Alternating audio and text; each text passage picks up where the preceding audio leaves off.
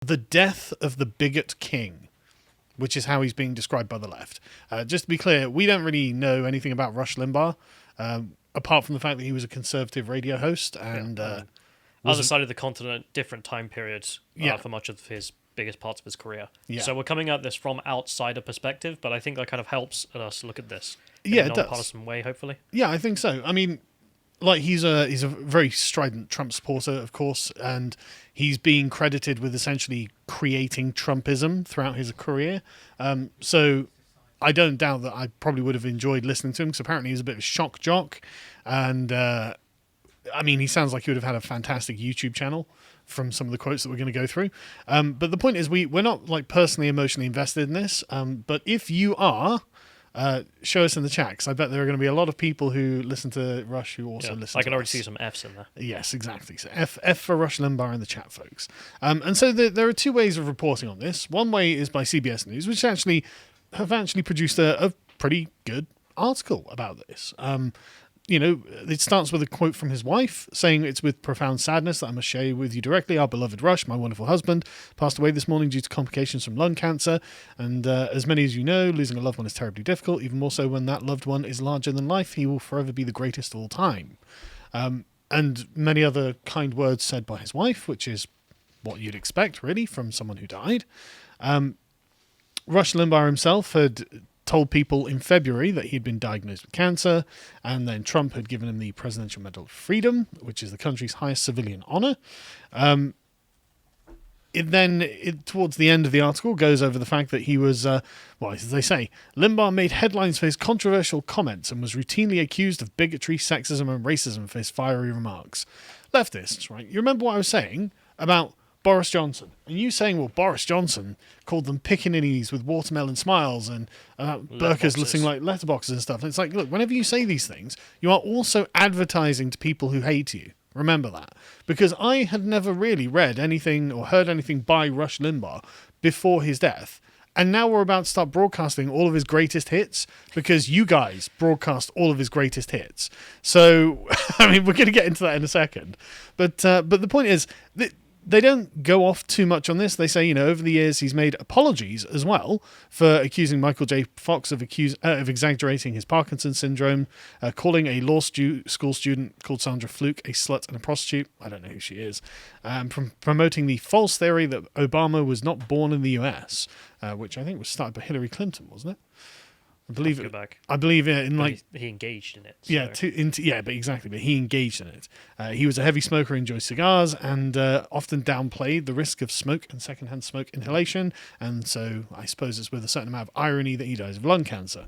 But I mean, when you've been doing radio for 50 years, there are going to be some things you regret. Yeah, and fair enough. And the fact that he apologized for a slew of things that he had said over his career that he realized were wrong.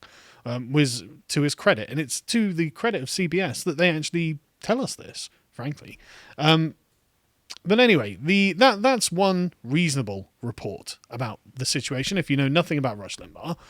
The other side is the Huffington Post, who literally say Rush Limbaugh, bigoted king of talk radio, dies at 70. I thought you were joking about that bigoted king thing. Literally the bigot king of America. Was Rush Limbaugh. And I'm sat there thinking, wow, so that title's up for grabs, is it? Excellent job. Limbaugh saturated America's airwaves with cruelty and conspiracies, amassing millions of listeners and transforming the Republican Party. So base then, I guess, where we're going with this. So yeah, anyway, I mean, I love the language they use here. Rush Limbaugh, a talk radio pioneer who saturated America's airwaves with cruel bigotries, lies, and conspiracy theories for over 3 decades, has died. The modern Republican Party, they say, often functioned with Limbaugh as a fulcrum. They think that he, I guess to summarize, was a tremendously influential man who, and I think they actually used the term radicalized conservatives, or at least one of the articles I was reading used the term radicalized conservatives. And maybe he did. Might be the case. He was just basically promoting, like, I mean, he doesn't seem to have been like Alex Jones, right? He seems to have been a fairly mainstream conservative. He just seems that when he was speaking his mind, he would do it in a very unvarnished way that the politically correct left can't stand to hear. And so there seems to actually be sort of, at least a kernel of truth around the things that he's saying, but he's just presenting them in a way that Republicans will find funny and Democrats will find outrageous. Well, he's presenting them like your dad would, Yes. So. Yeah. Which is part of my success, incidentally. So, but he doesn't seem to have been all that out there from his actual political perspectives. He just, like I said, it's just the delivery. But people did take up Bill Clinton's charge. Bill Clinton, by the way, condemned him after... Sorry, yeah. So in 1995, right, Timothy McVeigh bombed a federal building in Oklahoma. And Bill Clinton came out and said, the nation's airwaves spread hate. They leave the impression that by their very words that violence is acceptable. It is all time we stood up and spoke against this kind of reckless speech and behavior. Now, that's ironic coming from a Democrat who's now like, oh, well, it was bad for them to do that. I mean, that's non-stop from the left now. Non-stop encouraging violence, encouraging rioting, encouraging punching Nazis, encouraging all this sort of like insane hatred. And it could be that Rush Limbaugh is the sort of catalyst for the left to become this way, because they could be acting in a response to him. Who knows? I'm not an expert. But Limbaugh assumed that he was being characterized by Bill Clinton there, and obviously went on the radio and condemned him for this. So the Huffington Post say people did take up Clinton's charge to speak against Rush Limbaugh's style of reckless speech and behavior, but without much success. Rush Limbaugh died today at the age of 70 from complications. Thank you, news host. Appreciate that on the Huffington Post. Sorry for the pop-up there, folks. No, it's okay, man. Don't worry. Trash websites. Yeah, exactly. Trash website. I hate autoplay on websites. If your website has autoplay, in the bin it goes. But anyway, while remaining a controversial figure and at times suffering from advertising boycotts and derision from mainstream media, in less than 25 years, rather than be condemned by another American president, Limbaugh was given a medal. And so what they seem to be saying is that Limbaugh essentially fulfilled Andrew Breitbart's prophecy that politics is downstream from culture. And it seems that they're crediting Limbaugh himself with creating this kind of sea change in Republican thought that led to the election of Donald Trump. So that's a hell of a legacy. That's a hell of an achievement for what, and they are laying it at the feet of this one man consistently. And so no wonder they reacted to him dying the way they reacted to him dying. I love this. A full accounting of Limbaugh's lies and exaggeration, his racism and his misogyny, his homophobia and his Islamophobia. This guy sounds great. And the sheer cruelty could fill books. But even a cursory overview of his lowlights makes his prejudice clear. I guess he was really effective, is what we can take away with this, which is why every single leftist is so ass mad. Even now he has died, they seem even angrier at him now. It's really bizarre. And so let's just get on to the blue checkmark Hugo repository of just, I mean, and one of the things I love about this, right, is that every single one of these feels very much like a Biden voter posting their L's online. Like every single one of them, like everything they're saying, it just feels like they're posting their own L's. It's like, here's every time Rush Limbaugh owned me. And it's like, why are you doing this? Like, it just makes them sound like Rush Limbaugh is owning them from the grave. So this is Andy Zeisler, who describes herself in a Twitter bio as a writer and editor for Bitch Media, co-founder at Bitch Media, speaker, author of We Were Feminists Once. I mean... Sorry, it just sounds like the We Was Kangs meme. Yeah, it does, doesn't it? But that's the thing. It's like, again, just reading what these people are and what they say just makes it sound like an L. Rush Limbaugh, Rush Limbaugh was a shitty, cynical person. Sorry, a shitty, cynical person who did everything he could to make the world a meaner, dumber, and more divided. I'm glad he's dead, and I wish it had happened a lot sooner. Again, why does that sound like an L? The man died, and you sound like you've just been damaged by that. Like, how is that the case? Death doesn't absolve people of the pain and harm they caused. If you don't want people dancing on your still warm grave, be less of a virulent bag of bile in your life. Sorry, founder of Bitch Media. Did you have something to say about being a nice person? Like, are we taking you seriously? But anyway, on to the next one. Right, this is Big Relly, whoever that is, who describes themselves as an organizer, educator, abolitionist, and she/her. So, okay, of course you are. Of course you are. Like, again, constantly, it's the people who came out of the woodwork to post their L's about Rush Limbaugh dying that is just such an interesting thing. The consistent thing, of course, is that they all have their pronouns in their bios, which just makes me think that Rush was an incredibly effective activist. The next one is a Hoosier, political analyst, associate professor, a muckrake podcast.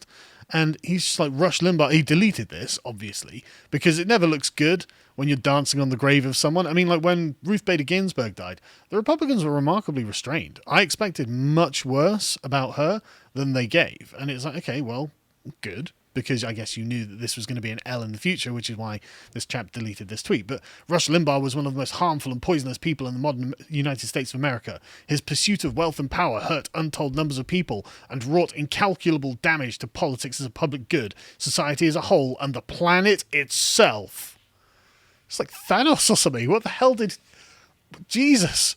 Like, I mean... The dude's got a radio set. Yeah, exactly. Exactly. What's he do? Well, he talks on the radio and I don't like it. Another L from another leftist. The next one is someone who describes themselves as a content generator for Slate and the Daily Beast, a pediatrician who swears, and a strident homosexual. So this person, Daniel Summers, is very, very angry at Rush Limbaugh. Rush Limbaugh was a terrible human being in life, and I refuse to abide by the convention that his death absolves him from criticism for his legacy of bigotry.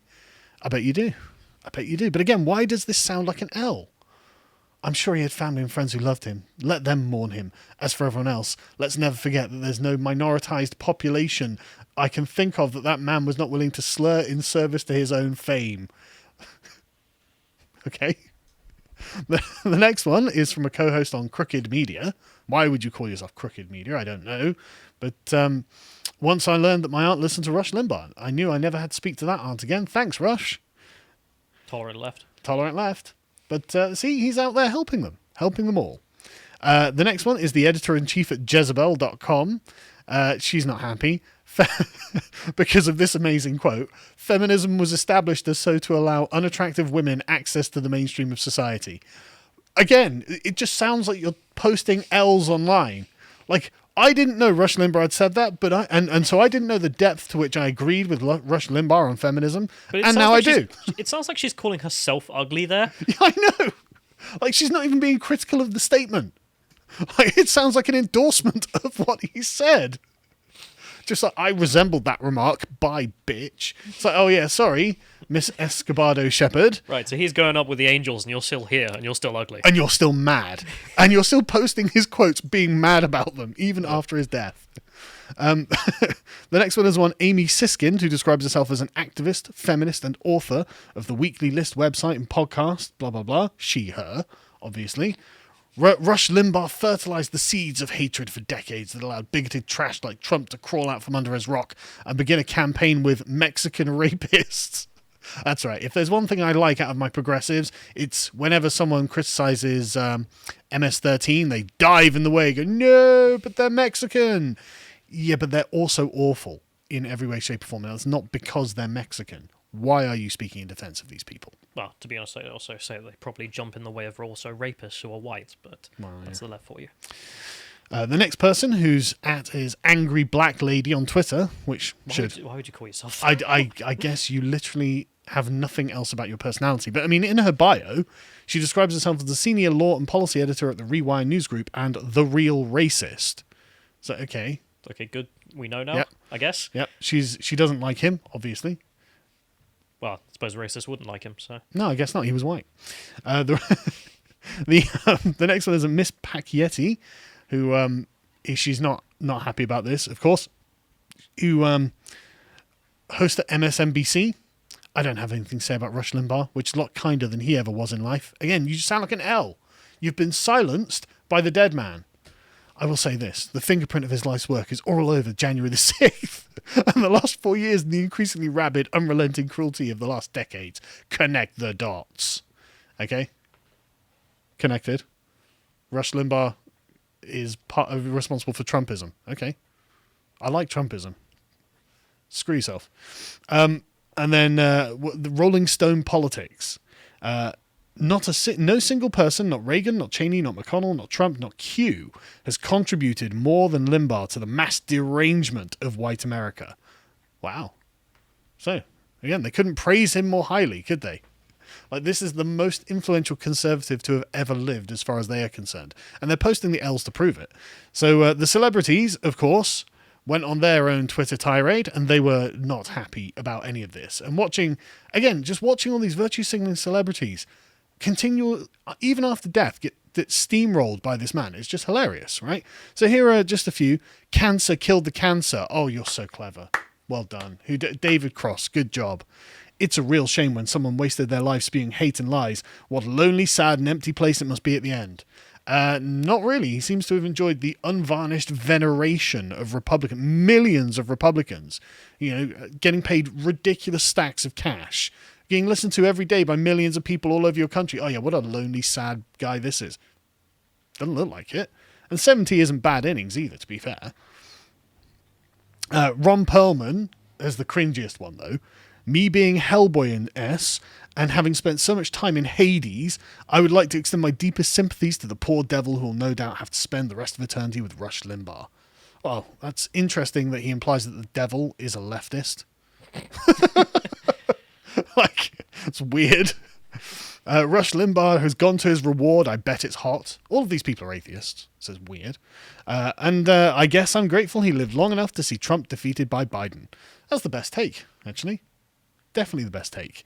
But my favourite take from all of this so far, and I don't mean to be biased in favour of this person, but I do have a long history of mocking this person online, and that's Jessica Valenti. Even in death, Jessica Valenti is still getting owned by Rush Limbaugh, which makes Rush Limbaugh some kind of conservative dreadnought that even in death he still serves. Because this is just hilarious, right? So she took particular exception to the feminism was established as so to allow unattractive women easier access to the mainstream society. That is just such a great quote. I mean, right? Again, looking like an endorsement, not oh, this is wrong because of these reasons. Yes. They post it thinking, everyone is going to say, oh God, how could he say that about feminism? But everyone hates feminism. It's like 10% of the population that actually like feminism. And so the replies, you can see 3,500 quote tweets. And then below it, she puts, without fail, the men retweeting this with, where's the lie, resemble gangrenous thumbs. I'm sure they do, Jessica. But where is that lie? Everyone's looking for it and no one can detect it. And the best example of this, in fact, do you remember on Good Morning Britain, when the Grid Girls were being deplatformed from Formula One, and you had there a slew of working class beauties who were sat there going, well, we really enjoyed our jobs and we felt safe and secure and provided for, and everyone was really appreciative of the work we did. And then you had these dour old harridans who are like, yeah, well, I've spent 30 years in academia and I'm telling you, this is oppressing you. And it's like, that's got to go. It's like, God, how awful is that? Like, there are actual examples of what Rush Limbaugh has said here, right? Because otherwise, who wants to hear from these old, bags? But yeah, I love that Jessica, just the follow-up is like, well, all the men retweeting this can just shut up. I don't like them. They look bad. And then the next one is what's sort of incredible about anti-feminism is it never really progressed past the you're ugly and barren phase, because people kept posting, if you scroll down a little bit, John, people kept posting pictures of empty egg cartons at her. So it's like, how is Rush Limbaugh destroying you from beyond the grave, Jessica? Maybe just shut up and take the L. Just take the L. How has he done this? Like, I want this man's magical power. Like, even after I die, the leftists will be crushed by me and my legacy. I mean, how many kids has she got? Because she's certainly not pretty. So, I mean, half of that statement's already there. I've just out of interest. Well, I presume 0, right? But the thing is, the worst part about this is that this is unironically her career, right? If we can go to the next one, John, she actually, a few years back in 2015, prior to this, in 2010, 2012, she'd write articles sort of like, oh, I get catcalled everywhere. It's terrible, because she's not an ugly woman or anything. Yeah. And then she reached her mid-30s and then published this article. Men rarely catcall me anymore. I hate that our culture makes me miss it. Right, this is the first one. Being on the subways and streets of New York while female used to mean walking through a veritable gauntlet of harassment and catcalls. But lately a curious thing has happened. My world is a much quieter place. The comments and lascivious stares from men have faded away the older I've gotten, leaving an understandable sense of relief. But alongside that is a slightly embarrassing feeling of insecurity that with every year goes by, I become more and more invisible to men. Isn't that what you want, Jessica? You didn't like the catcalls, and now they've gone away. You're like, oh, God, men don't even notice me anymore. And the funniest thing about this is the cope, because this was originally published in The Guardian with this headline. But after getting mocked heavily online, they changed it to one perk of old age, fewer catcalls. Oh, my God. Trying to make it look like it's a positive. Yeah. After she had just said, this is a negative. Just take the L. It's okay. Everyone takes L's. You're not exceptional here. Just accept it. Stop it. Carry on.